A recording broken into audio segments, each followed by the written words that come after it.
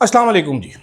कभी कभी यूं होता है कि बंदा ज़्यादा दानिश्वर बनने के चक्कर में ऐसी चवली मार जाता है, फिर उससे हाथ धोए नहीं जाते। ऐसा ही कुछ मुन्ने नाई ने किया। शाहज़ेब खानज़ादा के शो में बैठकर एक ऐसी बोंगी सटी है कि अब लोग जो हैं वो हैरान और परेशान हैं कि ये कह क्या रहा है। लेकिन ये मुन्ने नाई ने जो बात कही है, मैं इस बात पे 200% बिलीव करता हूँ। ना सिर्फ बिलीव करता हूँ कि ये बात सच है, बल्कि मुझे आइडिया भी है, इसमें जुड़े मज़ीद बहुत सारे किरदारों का भी आइडिया है। और ये कहानी एसरटेन करती है, प्रिटेन करती है towards how an organised campaign was run against Imran Khan, who probably was the most popular prime minister of the country, and secondly वो जो मुल्क को बेहतरी की तरफ लेकर जा रहा था। अब तो ये तकरीबन यकीन हो चुका है। ये कहानी आपको पूरी सुनाऊंगा, सुनिएगा ज़रा, आपको समझ आएगा। साथ साथ आपको दो भाई, एक फाइनेंस मिनिस्टर और एक दूसरा अली परवेज़ मलिक पेट्रोलियम मिनिस्टर, कौन सा है झूठे दोनों, इनकी भी दास्तान सुनाऊंगा। आज अली परवेज़ मलिक सब ट्वीटें करें, आज फिगर ही गलत कोट कर रहे हैं। आज ब्रेंट की जगह आज दूसरा वो पेट्रोल कोट करना शुरू करके, देखिए जी प्राइसेस ऐसी नहीं हुई, इस तरह नहीं हुआ, झूठ हुआ। हम बेवकूफ़ हैं, दुनिया क्या पागल है? ठीक है, आपका दिमाग ख़राब है। हाजी साहब मेहरबानी करें, ऐसे ना करें। ये अब वो आपके अबू जी के ज़माने की नहीं रही, चेंज हो चुकी। The world has changed, everybody knows what the prices are. तो छोड़ दो। साथ साथ आपको दास्तान सुनाऊंगा एक रिटायर्ड अफसर की, जो अपनी औलाद के बाप के नाम में तब्दीली जाते हैं। बड़ी इंटरेस्टिंग सच्ची कहानी है ये, मुझे किसी ने सुनाई है। मैं उनकी इजाज़त से नाम मिनहा करके, ओहदे मिनहा करके ये कहानी सुनाऊंगा आपको। आपको शर्म भी आएगी, आपको हंसी भी आएगी कि यार किसी मुल्क, क्या ही मुल्क में रहते हैं हम, और क्या ही हम चवल किस्म के लोग हैं। ये बेसिकली हुकूमत पे नहीं है, हमारे ऊपर है कि हम कितने, ऐसा कौम, हम कितने चवल लोग हैं। ये आपको दास्तान सुनाऊंगा, पूरी वीडियो देखिएगा। अदील राजा, सच की आवाज हर। मैं हूं अदील राजा, आप देख रहे हैं मेरा यूट्यूब चैनल। सब्सक्राइब ज़रूर करना है जनाब, और आपने फीडबैक ज़रूर देना है मुझे। जो भी आपका फीडबैक, अच्छा हो बुरा हो, जैसा भी हो। अगर आपको मेरा जर्नलिज्म पसंद आए, मेरी वीडियोस पसंद आए, तो सपोर्ट कीजिए। इसके लिए आप मेरे चैनल की मेंबरशिप ले सकते हैं, आप सुपर थैंक्स भेज सकते हैं, या आप फिर हाइप कर सकते हैं इस वीडियो को, कमेंट कर सकते हैं, ताकि एल्गोरिदम में ज़्यादा से ज़्यादा रजिस्टर हो। जनाब वाला मुनीर फ़ारूक साहब ने फरमाया है कि इमरान खान की जब हुकूमत बनी थी तो हमें मुक़्तदर हलकों वाले, उन्होंने इस्टेब्लिशमेंट की तरफ से, या और मैं आपको ईज़ी करूँ तो फ़ौज का नाम लिया कि उनकी तरफ से हमें हिदायत की कि इनके ऊपर खुल के तनकीद करो। 2018 के इलेक्शन में शुरू में उन्होंने कहा था इलेक्शन का नाम नहीं लेना, फिर उन्होंने कहा जी हमें कहा गया कि खुल के इलेक्शन पे भी तनकीद करो, काम चेक कर रखो। अब यहाँ पर रुक जाते हैं।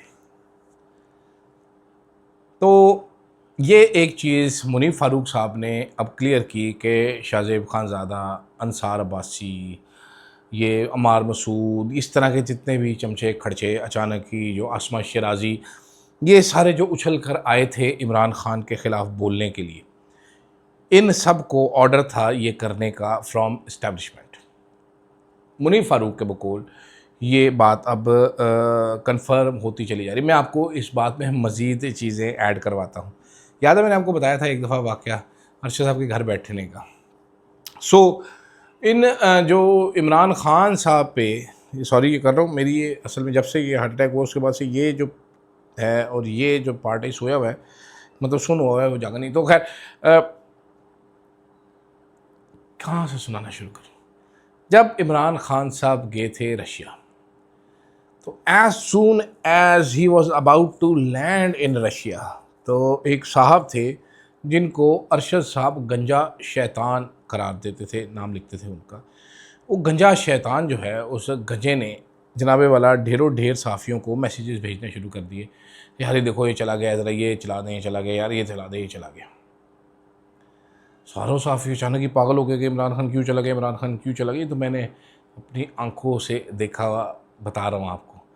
फिर एक चीज़ जो साफ़ियों को भेज दी जाती, यार ये देखे ना यार, बड़ा मुश्किल हालात हो गए यार, बड़ा मुश्किल हालात हो गए। जब तनख्वाहें फ्रीज़ हो गई थी, ख़ास तौर पे ये उस टाइम होता जब तनख्वाहें फ्रीज़ हो गई, मुझे पता है इस चीज़ का। और बहुत सारी जो इमरान खान के ख़िलाफ़ जितनी कैंपेनें चलती रही, बिकॉज जनरल बाजवा कोई टके की उसकी इज्जत नहीं करता था, कोई उसकी वैल्यू नहीं थी, बिल्कुल 0/0 वैल्यू थी। सारी स्पॉटलाइट इमरान खान के ऊपर फिक्स थी। ये आज वाला माहौल नहीं था ना कि बेचारा चाचू भी तारीफ़ें कर कर कर, ये वहाँ पर इमरान खान तो औकात पे रखा हुआ था उसने तो बाजवे को, तो और बहुत ही एवरेज आदमी था बाजवा, आप सबको पता है। अभी तो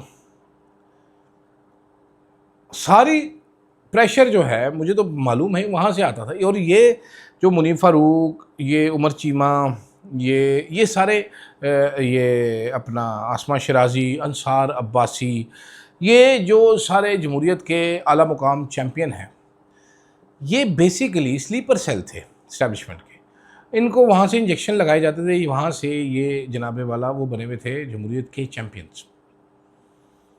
ठीक है, ये जमहूरियत के चैम्पियंस बने हुए थे। फिर ऐसे करके इनकी चैम्पियनशिप सारी ख़त्म होना शुरू हुई, सारे नंगे होना शुरू हुए।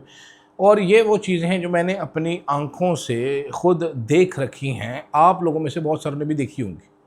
तो मुनीर फ़ारूक कोई ऐसा गलत नहीं कह रहा आप लोगों के लिए, मतलब, लेकिन ज़ाहिर बात है एडमिशन जो है, एडमिशन ऑफ गिल्ट, ये बड़ी चीज़ होती है। तो आज उसका एडमिशन ऑफ गिल्ट है, उसका मज़ा लीजिए आप जनाब। ये तो शहजाद अकबर के ख़िलाफ़ जो कैंपेन चली थी, मुझे पता है वो इस्टेब्लिशमेंट के कहने पे चल रही थी जनाब, क्योंकि वो ये पंगे करता था शहजाद अकबर। शहबाज गिल के ख़िलाफ़ बड़ा बदतमीज़ है, आ रहा है, बड़ा चंगा नहीं है। अल्फाज सुने हुए हैं मैंने, जो अल्फाज कहे जाते थे और जो बाद में अल्फाज ये सहाफ़ी इस्तेमाल करते थे। तो ऐसा मसला कोई नहीं है इंडिपेंडेंट। तो आपको ये भी आश्कार हो गया कि जो इमरान खान के ख़िलाफ़ कहा जाता रहा वो बेसिकली एक कैंपेन थी गंज शैतान एंड कंपनी की, इसके अलावा कुछ भी नहीं था। दूसरी तरफ जनाब, जब पेट्रोलियम की प्राइसेस कम होने का नंबर आया तो नंबर ही कोई दूसरा लेके आ गया, अली परवेज़ मलिक साहब। उससे पहले आप दोनों के भाई यहाँ पर हैं, कम करेंगे भाई, अब धोती छोड़ के भागे हैं। अवाम रज रज के इनको गालियाँ निकाल रही है। जो दुनिया में रेट है, जंग शुरू होने से पहले जो रेट था वही रेट आज है। पेट्रोलियम की प्राइस हमारी ऊपर है, हुकूमत के पास कोई जवाब नहीं है। लेकिन बार बार ये आपकी गलती है, ये मेरी गलती है, गैर नुमाइंदा लोगों को आपने अपने सर पर सवार क्यों किया, उनको आपने क्यों बिठाया अपने सर पर। बिठाएंगे तो वो ऐसा ही करेंगे गैर नुमाइंदा लोग, तो ये आपकी ज़्यादा गलती है। जाते जाते इस पर लंबी बात नहीं करनी, एक वाक़या सुनाना है। मैं आपको एक बड़ा इंटरेस्टिंग वाक़या सुनाना चाहता हूँ। मेरे एक दोस्त हैं, वो 2 बहन भाई हैं सिर्फ, उनका बाप आर्मी से रिटायर्ड है। ये वाक़या जो है ये इंसान की लालच का और हम पाकिस्तानियों की हालत का है। इसमें ना कोई इदारा, ना कोई सियासत, ना कोई दुनियावी चीज़ इन्वॉल्व नहीं है इसमें। इसमें इन्वॉल्व जो है वो मुनाफ़क़त है हमारी एज़ मुस्लिम्स।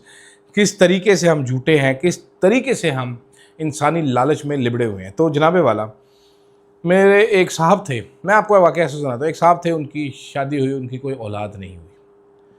उन्होंने अपनी बेगम का जी औलाद नहीं है, तो ऐसा करते हैं हम ना एक लड़का और एक लड़की गोद ले लेते हैं। उनके भाई के एक बेटा था, दूसरे भाई की बेटी थी, उन्होंने उन दोनों को गोद ले लिया कि आज से ये मेरे बच्चे हैं। बिल्कुल छोटे छोटे थे वो, 1-1 हफ्ते के होंगे। नाम लिखवा दिया उन्होंने अपना वालिद की जगह पे कि ये मेरे बच्चे हैं। बच्चे पलना शुरू हो गए। वो स्कूल को एक बच्चे हुए तो उनको किसी ने कहा कि यार तू टेस्ट करा, तू ठीक है, तेरी बीवी में मसला है। उन्होंने दूजा ब्याह खड़का लिया। अच्छा, ये अब पंजाबी लालच भी नहीं है, वो पख्तून है ये सारी फैमिली। उन्होंने दूजा ब्याह खड़का लिया। दूजा ब्याह खड़काया तो उनके बच्चे पैदा हो गए। जब वो बच्चे हुए तो उन्होंने पहली बीवी और बच्चों को घर से निकाल दिया कि अब मेरे असली बच्चे आ गए तो तुम लोग अलहदा रहो। खैर, ये अलहदा रहना शुरू हो गए। वक्त गुजरता चला गया, उनके कोई 4 या 5 बच्चे उन्होंने पैदा कर लिए दूसरी अहलिया के साथ। ये लिखे रहे जनाब वाला अपने असल बच्चों में, ये भी लिखे रहे, लेकिन इनको निकाल दिया, कुछ भी ना दिया। ख़र्चा देते रहे कि तुम लोग पल लो, बड़े हो जाओ। बड़े हो गए वो लोग, उन्होंने अपनी शादियाँ कर ली, खुद ही धक्के खा खा के ज़िंदगी गुजारनी शुरू कर दी। बूढ़े हो गए मेरी तरह। मेरा दोस्त जो था, अचानक ही उसको वसूल हुआ अपने बाप की तरफ से। उसके बाप को हम वो रिटायर्ड है, कर्नल रिटायर्ड हुए तो हमको कर्नल साहब फरमाया करते थे। कर्नल साहब की तरफ से इनको एक नोटिस, लीगल नोटिस रिसीव हुआ। उन्होंने अदालत में केस कर दिया। आपको मालूम है केस क्या किया उन्होंने? केस उन्होंने ये किया जनाब कि जी बरसों पहले, आज से 40 साल पहले, मैंने इन बच्चों को एज अ गार्डियन गोद लिया था, लेकिन गलती से ये बच्चे मेरे बायोलॉजिकल चिल्ड्रन लिखे गए हैं, जबकि मेरे बायोलॉजिकल चिल्ड्रन नहीं हैं। मैंने इनसे रब्ता किया बच्चों से और इनको कहा जी आप मुझे एनओसी दे दें, क्योंकि मैंने जीएचक्यू भी जमा कराने और मेरी जायदाद सारी बात है वो करने, तो एनओसी इन्होंने मुझे नहीं दिया जिससे नादरा में मैं ये करेक्शन करवा सकूं और इनको अपने फैमिली ट्री से निकलवा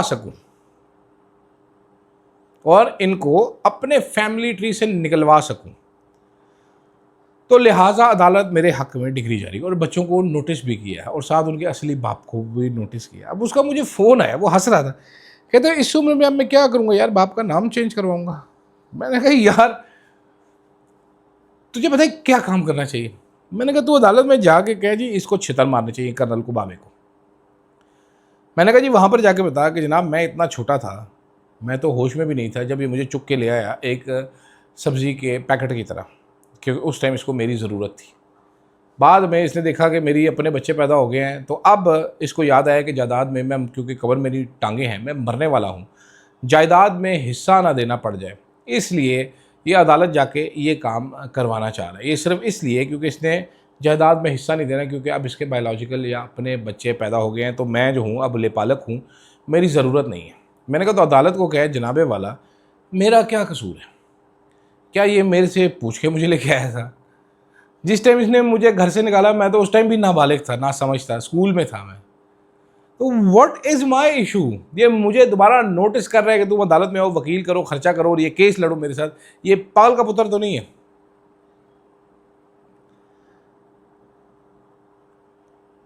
आप ज़रा अंदाज़ा कीजिए, ये बाबा जो है जो केस कर रहे हैं, अब ये यकीनन रोज़े भी रखता होगा, ये नहीं यकीनन कोई 6 नमाज़ें पढ़ता होगा 5 की जगह, मस्जिद में भी जाता होगा, वहाँ पर बैठ के जिक्र भी करता होगा।